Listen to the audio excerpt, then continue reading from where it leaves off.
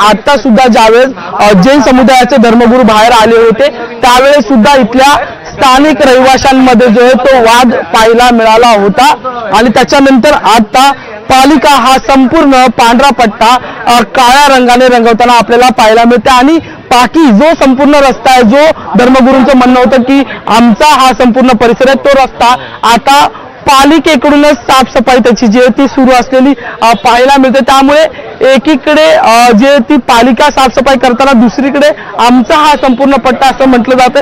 काही इतर महिला ज्यांचा धर्मगुरूंशी वाद झाला होता त्या आपल्या सोबत आहेत।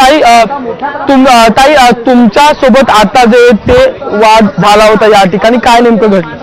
काही नाही, ते बाईट द्यायला बाहेर आले त्यांचे धर्मगुरू आणि सगळे अगदी पत्रकारांपासून सगळ्या स्थानिकांना पण आणि आम्हाला सुद्धा असं म्हणत होते की आवाज खाली आवाज करायचा नाही, असे हात वगैरे करून म्हणतात आवाज खाली आवाज नाही चढवायचा वगैरे असं। त्याच्यामुळे मग आम्ही ऐकून घेणार नाही। जर तुम्ही चुकीच्या वागताय ते तुम्ही बाथरूमचं पाणी बाहेर येऊन टाकताय, ह्या पट्ट्या मारतायत सफेद कलरच्या की तुमच्या धर्मगुरूंचे पाय भासतात म्हणून, आणि हा धर्मवाद आणि हा तुम्ही जो काही प्रकार चालू केला हा फार चुकीचा आहे, याच्यावरच आम्ही बोलतोय ना। मग तुम्ही येऊन आणि एका महिलेला तुम्ही असं हात वगैरे करून बोलता ते फार चुकीचं आहे ना की आवाज खाली करून बोला म्हणून। हा म्हणजे हा कुठल्या धर्माचे गुरु आहेत हे की त्यांना महिलांशी बोलायची पण शिस्त नाहीये।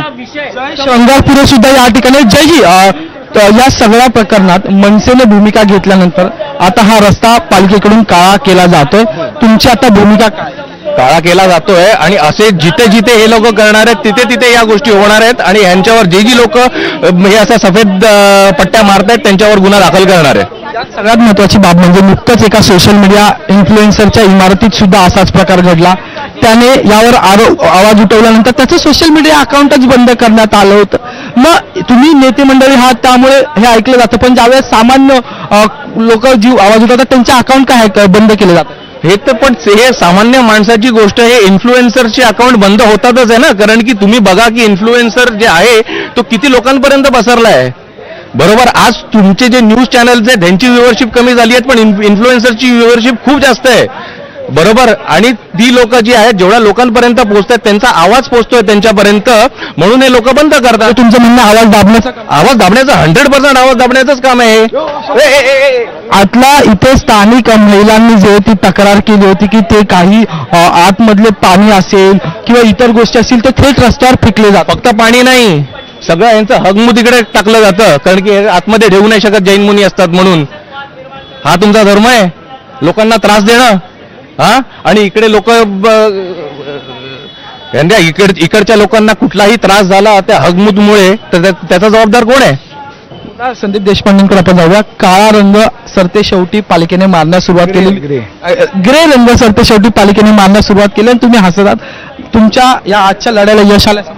निश्चितपणे आमचं म्हणणं आहे की अशा प्रकारे पुढे पट्ट्या मारतील त्यांच्यावर तर गुन्हे दाखल झाले पाहिजे। आमची मागणी ही पट्टीला तर ग्रे करतात ठीक आहे, म्हणून पब्लिक प्रॉपर्टीचं नुकसान केल्याबद्दल त्यांच्यावर गुन्हा दाखल झाला पाहिजे, ही आमची भूमिका आहे याच्यात। आता काही जैन धर्मीय बाहेर आले तर ते म्हणत होते की हा संपूर्ण परिसर आमचा आहे म्हणून आम्ही ते पाणी बाहेर टाकतो, पण आता पाहायला मिळतं की पालिका कर्मचारी सफाई करतात। मुळात हा परिसर यांच्या बापाचा नाहीये, हा परिसर पब्लिकचा आहे। तुम्हाला जे काय पाणी टाकायचं आहे काय घाण टाकायची आहे आतमध्ये टाकायची, इथे नाही।